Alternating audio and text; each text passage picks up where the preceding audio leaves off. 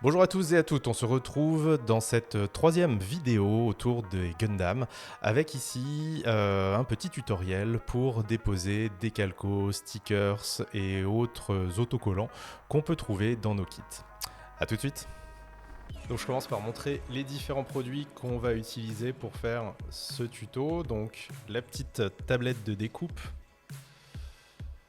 Il nous faut aussi un scalpel. Il nous faut aussi une petite pince, très pratique. On va pouvoir aussi utiliser du décal softener, que ce soit le AK ou le Green Stuff Ward. Tac. Il va nous falloir un pinceau et quelques cotons-tiges. Voilà.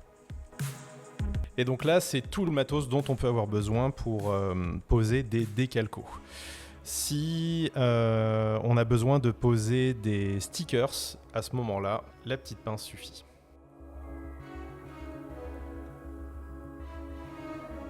Dans la grande majorité des kits que vous allez rencontrer pour la grande majorité des kits que vous allez rencontrer dans votre hobby, vous n'allez pas avoir de décalco, mais des planches de stickers comme ça, qui peuvent avoir plusieurs fonctions. On peut avoir, comme sur ce kit, des stickers de correction de couleur, donc c'est des grands aplats comme ça, qui vont nous permettre sur certaines pièces de retrouver des couleurs qui n'ont pas été possibles de traiter au moulage. Et principalement, c'est les stickers les plus courants, c'est ceux qu'on va utiliser pour les yeux ou pour les caméras. Ce sont des petits stickers métallisés qui permettent de ramener un petit peu de brillance et des effets spéciaux du coup à votre modèle. Donc ça, c'est vraiment les deux stickers que vous allez retrouver le plus souvent dans vos kits. C'est très facile à utiliser, il suffit de se référer du coup à la notice. Vous allez avoir les petits symboles, comme on le voit ici, où on va avoir ce petit carré avec un coin qui se relève et un numéro, signifie que vous devez aller chercher du coup le stickers numéro 1 pour l'appliquer à cet endroit-là. On repère du coup sur sa petite plaque le stickers numéro 1.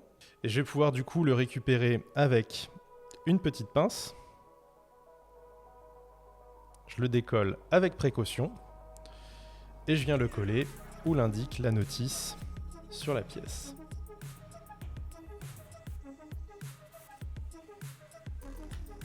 Un petit coton-tige peut me servir à venir appuyer sur tout le décalco, histoire d'être sûr qu'il soit bien fixé, bien collé. Pareil pour les yeux. Voilà.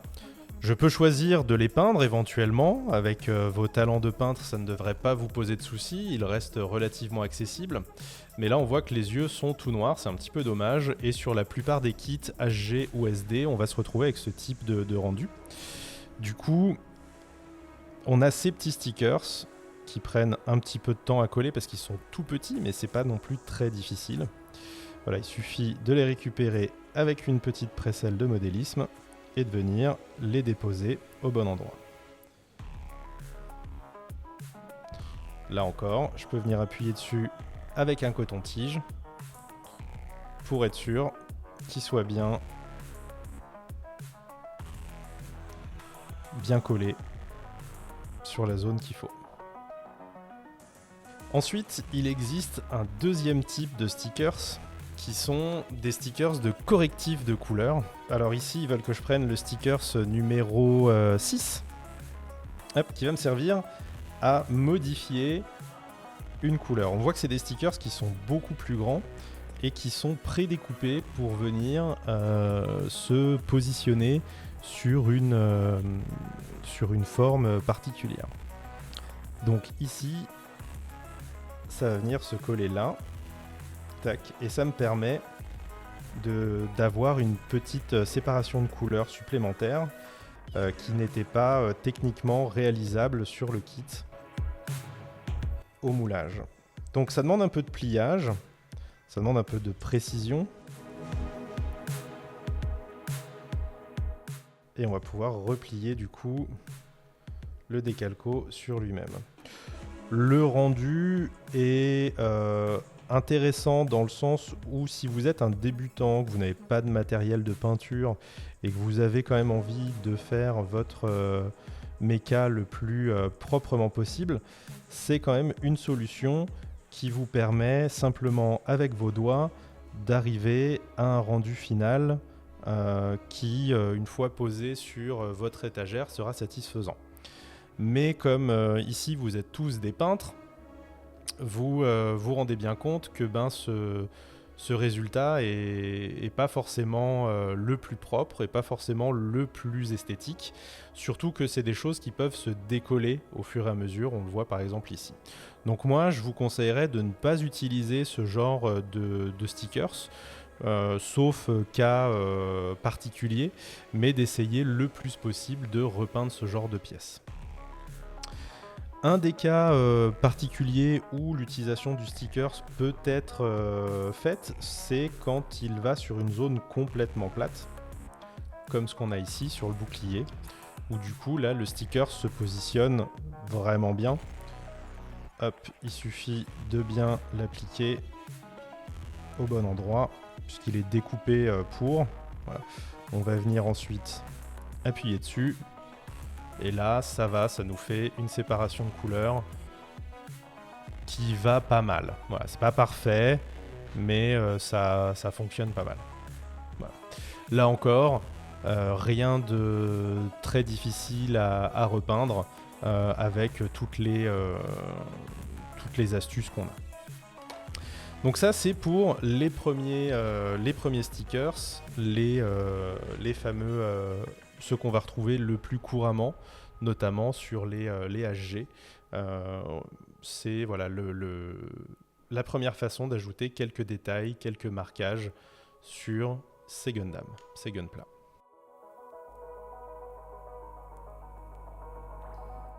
La deuxième partie de ce tuto va du coup se consacrer aux stickers qu'on utilise notamment sur les Real Grade et sur certains Master Grade. Donc ce sont bien des stickers, pensez bien à regarder ce qui est écrit ici, et si c'est pas écrit Water Slide, c'est qu'on est bien du coup sur des autocollants. Et là, si on regarde la planche, on voit la trace de découpe. Vous allez voir qu'on est du coup sur un autocollant transparent. Donc ça, ce ne sont pas des décalcos, même si ça y ressemble beaucoup, ce sont bel et bien des autocollants. Vous en avez démétallisé, on va retrouver les autocollants pour les yeux et vous allez avoir des tonnes de petits marquages que vous allez pouvoir mettre à droite à gauche. Pour ces autocollants, à la fin de votre petit livret, vous allez avoir une planche ici qui va vous présenter les endroits où les mettre pour coller le plus possible du coup à au rendu désiré. Vous allez avoir du coup à chaque fois un petit chiffre qui va renvoyer à différents chiffres sur la plaquette, sur la petite plaque de stickers. Ces chiffres peuvent être soit sur fond blanc comme vous l'avez ici, soit sur fond noir comme vous l'avez ici. Sur votre plaquette, vous allez avoir deux zones, une zone où vous avez des chiffres sur fond blanc et une zone où vous avez des chiffres sur fond noir. Donc à vous du coup de bien repérer quel décalco à mettre à quel endroit pour éviter les erreurs. Et là du coup c'est très simple, il suffit du coup de repérer la zone que vous allez travailler. Donc je viens repérer ici le sticker que je veux mettre. C'est le 6 sur fond noir. Je viens le repérer ici du coup 6 sur fond noir. Je le décolle à l'aide de ma petite pince, petite précelle de modélisme, pince de précision, comme vous préférez l'appeler. Hop. Et je viens le positionner à l'endroit qui est demandé. Donc on voit que le sticker est un peu plus grand que la zone traitée, mais souvent il est découpé pour aller pile poil sur s'aligner en fait avec la gravure de la sculpture. La gravure du modèle. Tac. et je viens appuyer légèrement dessus pour enlever, chasser l'air le plus possible. Voilà. Ici, on me demande de venir chercher le numéro 8 sur fond blanc, qui se trouve ici. Je le récupère avec ma pince, je viens le positionner.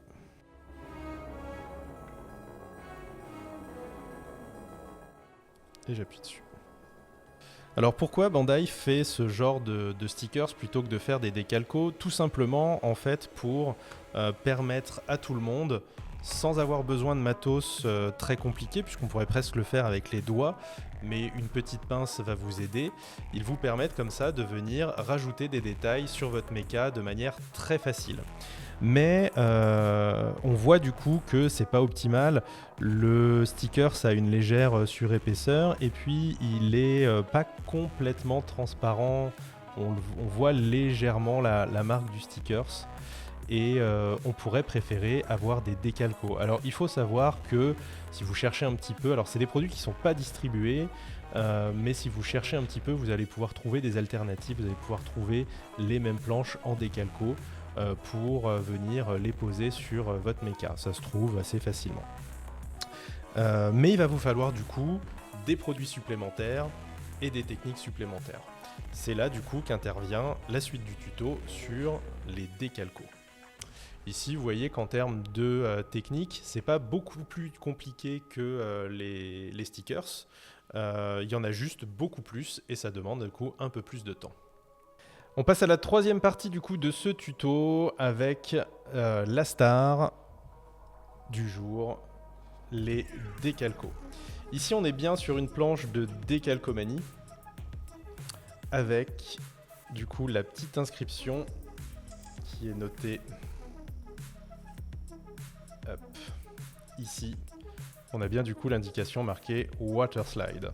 Ça ressemble à ce qu'on connaît.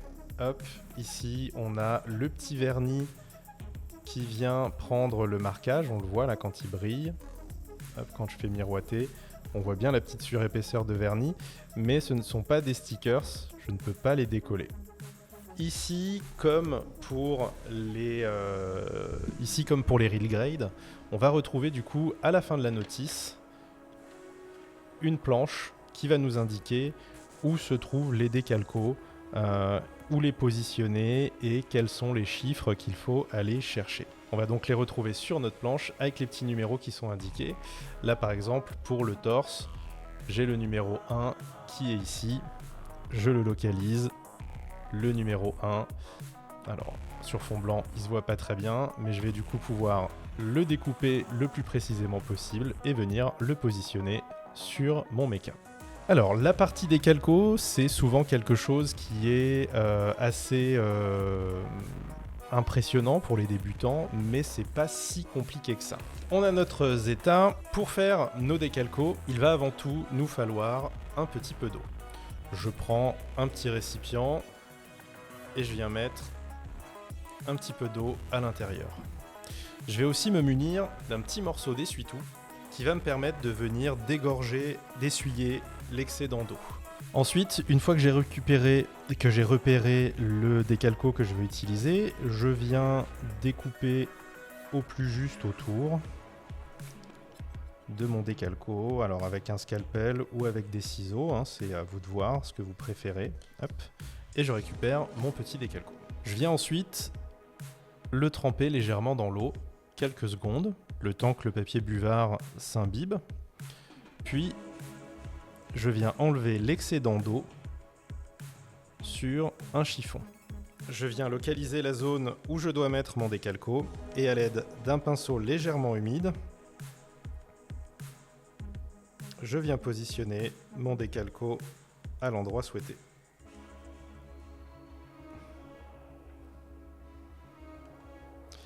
Je vais pouvoir aussi l'ajuster avec de l'eau simplement, hein, pour venir le centrer, l'aligner, faire en sorte qu'il soit positionné le mieux possible.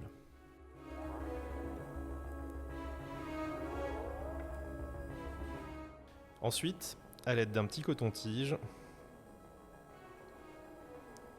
je vais venir légèrement appuyer dessus en faisant en sorte de ne pas le déplacer pour enlever l'excédent d'eau et surtout faire en sorte qu'il n'y ait plus d'air entre le décalco et la surface de plastique.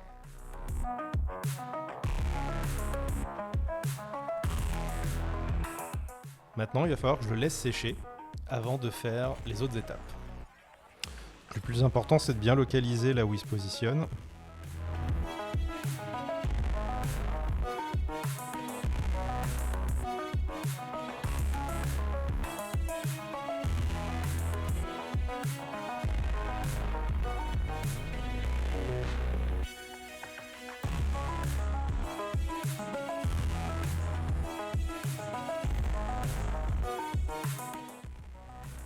Alors si vous avez besoin de faire rebouger un décalco, vous le réhumidifiez généreusement, vous redétrempez la zone et vous allez pouvoir du coup normalement le faire rebouger. Voilà.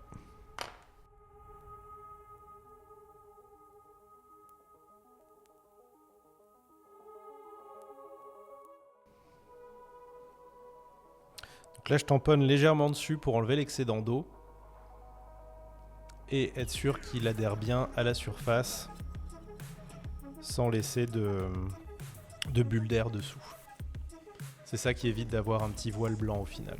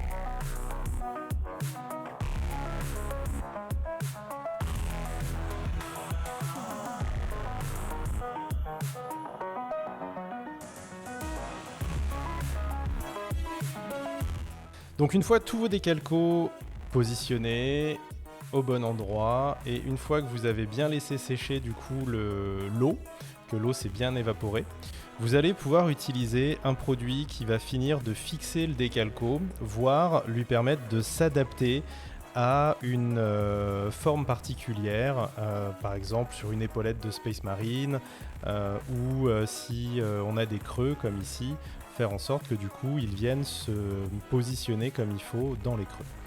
On va avoir deux types de décal softener, l'adaptateur de chez Aka qui a la particularité d'être très doux. Donc si vous avez des décals un peu fragiles comme ceux de Games Workshop qui ont parfois tendance à se briser, vous pouvez utiliser celui-ci. Mais afin d'assouplir suffisamment votre décalco de manière à pouvoir le positionner comme il faut sur le volume, il faut parfois en passer plusieurs couches jusqu'à ce que du coup le décalco soit suffisamment souple, assoupli pour pouvoir se répartir comme il faut sur la forme. Celui de Green Stuff World, lui, est un peu plus agressif, ce qui va permettre du coup de l'appliquer plus facilement sur les volumes. Le décalco va tout de suite prendre la forme, mais attention, il est assez costaud. Il peut parfois, si vous insistez trop, attaquer la peinture ou carrément faire fondre complètement votre décalco. Donc celui-ci est utilisé avec parcimonie et délicatesse. Alors, il suffit de mettre quelques gouttes de votre produit sur votre palette, puis à l'aide d'un pinceau que vous allez légèrement imbiber de produit, vous allez simplement passer une petite couche sur le décalco que vous voulez fixer, figer. Le softener va du coup assouplir le décalco et lui permettre de se figer sur la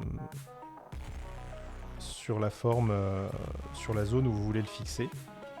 Voilà, alors faites bien attention de ne pas redéplacer le décalco à ce moment-là. Allez-y doucement.